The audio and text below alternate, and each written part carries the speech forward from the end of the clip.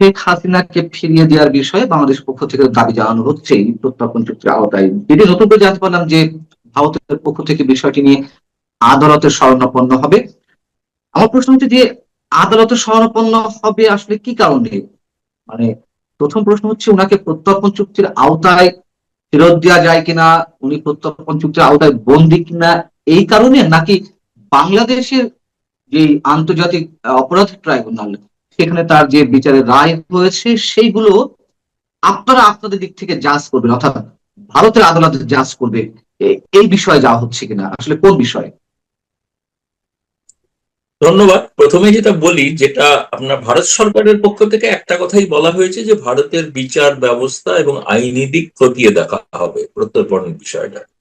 কিন্তু আদালতে শরণাপন্ন হওয়ার বিষয়টা ভারতের একটি সংবাদপত্র তারা এক্সট্রাডিশনের পদ্ধতিটা কি এটা বিশ্লেষণমূলক একটা প্রতিবেদন প্রকাশ করে ইন্ডিয়ান এক্সপ্রেসে, এবং সেই প্রতিবেদনে এটা বলা হয়ে থাকে।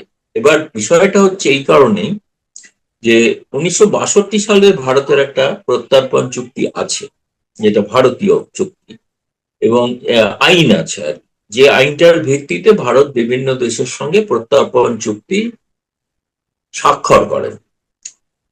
প্রথম তো একটা প্রশ্ন বলে রাখাই ভালো যে বাংলাদেশের সাবেক প্রধানমন্ত্রী শেখ হাসিনা যাবতীয় ভারতের সঙ্গে চুক্তি করেছেন সবই প্রায় দেশকে বিক্রি করে দেওয়ার জন্য। শুধু এই 2013টাকে বাংলাদেশে বিএনপি সরকার ভরসা করছে। এইটা শেখ হাসিনা একটা ভালো চুক্তি করেছিলেন, যেটাতে দেশ বিক্রি হয়, যেটা দারুণ। বারবার কথা বললেই বলছেন 2013 সালের প্রত্যর্পণ চুক্তি অনুসারে আমরা শেখ হাসিনাকে ফেরত চাইছি। একটা চুক্তি অন্তত শেখ হাসিনা বৈধতা পেল, এর জন্য ধন্যবাদ বাংলাদেশ সরকারকে যে এইটা দেশ বিক্রি করে। দ্বিতীয়ত, তারা বারবার বলছেন যে পলাতক আসামি, দণ্ডপ্রাপ্ত আসামি। শেখ হাসিনা যখন ভারতে আসেন তখন তিনি সাবেক প্রধানমন্ত্রী নয়, প্রধানমন্ত্রী, কারণ তিনি প্রধানমন্ত্রী পদ থেকে ইস্তফা দিয়েও আসেন। সেই চুক্তি অনুসারে বলা, আইন অনুসারে, চুক্তি নয়, 1962 সালের আইন অনুসারে বলা আছে ভারত সরকার একজন ম্যাজিস্ট্রেটের কাছে পত্র জমা দেবেন যে এই বিচার সঠিকভাবে হয়েছিল, আর কোন যেভাবে পদ্ধতিগতভাবে বিচার এবং সাজা শাস্তি দেওয়া হয়েছিল সেটা সঠিক কিভাবে দেওয়া হয়েছিল এবং তার সাক্ষ্য প্রমাণ সহ। এই প্রশ্নটার উত্তর পাওয়া জরুরি যে আইসিটি ট্রাইব্যুনালের রায়ের যাবতীয় প্রতিবেদন এবং সাক্ষ্য প্রমাণ তার সমস্ত তারা ভারতকে দিয়েছেন কিনা।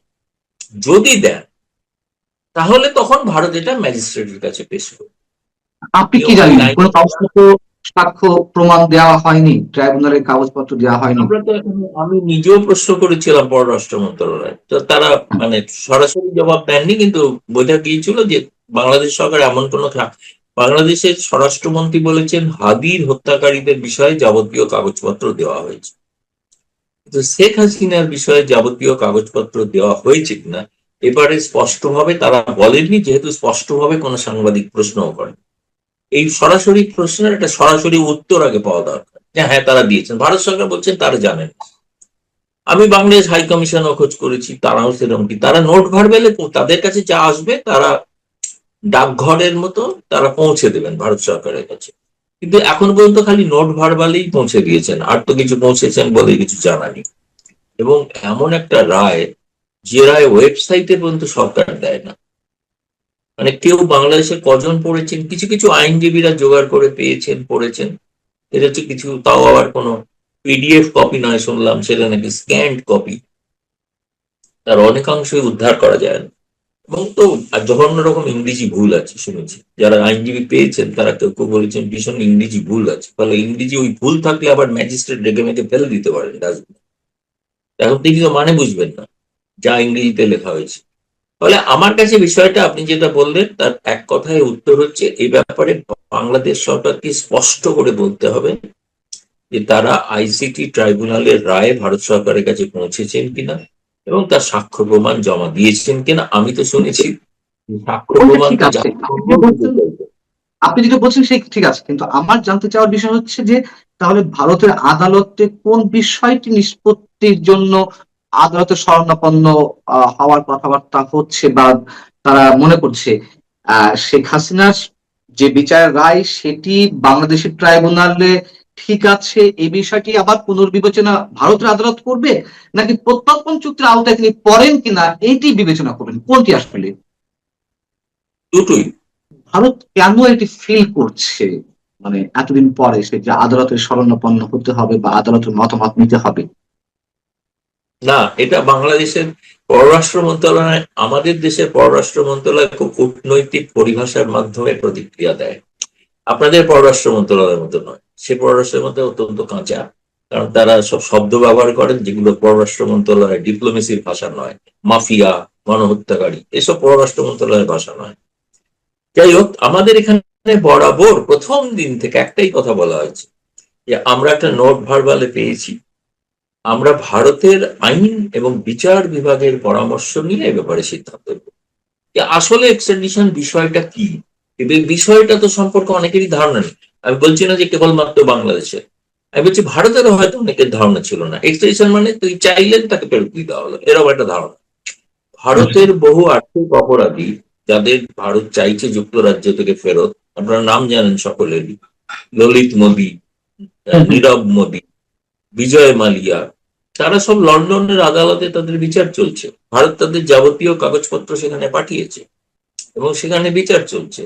সেই বিচার প্রক্রিয়া শেষে তারা তখন সিদ্ধান্ত নেবে, হ্যাঁ এরা প্রকৃত অপরাধী, সুতরাং এদেরকে ভারতে ফেরত পাঠানো হোক। যুক্তরাজ্যের থেকেও তো ফেরত না। এর আগে একবারই একজন কুখ্যাত অপরাধীকে ভারত পর্তুগাল থেকে আনতে পেরেছিল, প্রত্যর্পণ চুক্তি অনুসারে দীর্ঘ সময় 2 বছর প্রায় লেগেছিল, মানে আইন আদালতের পর। কিন্তু ভারতকে লিখিত প্রতিশ্রুতি দিতে হয়েছিল যে আমরা তার ফাঁসি দেবো, তবেই পর্তুগাল তাকে প্রত্যর্পণ করেছিল। এবং আপনি যদি দেখেন 2013 সালের যে চুক্তি অনুসারে শেখ হাসিনা যাদের উলফা জঙ্গিদের ভারতের হাতে তুলে দিয়েছিলেন তাদের ফাঁসি দেওয়া হয়নি। তারা কিন্তু পরবর্তীকালে মূল স্রোতে ফিরে এসছে, তারা মূল স্রোতের রাজনীতির সঙ্গে এখন যুক্ত।